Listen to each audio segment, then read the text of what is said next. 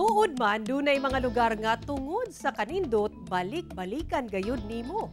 Kini ang experience sa atong usa ka kapuso nga bibalik gayud sa Sugba Lagoon, ngayang side trip sa iyang pagbisita sa Siargao Island.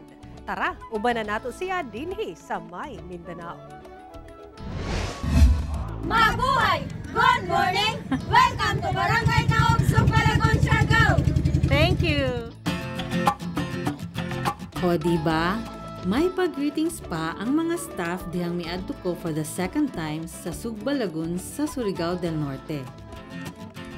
Daghang adventure ang pwede masulayan. Diving board, kayaking ug uban pa.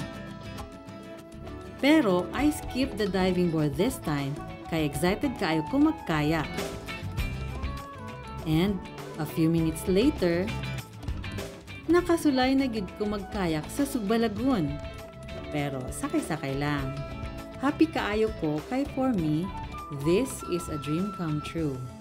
Nindot kaayo ang lagoon with its serene and green surroundings, fresh air and clear blue-green water. Kanindot na lang yun sa Mindanao.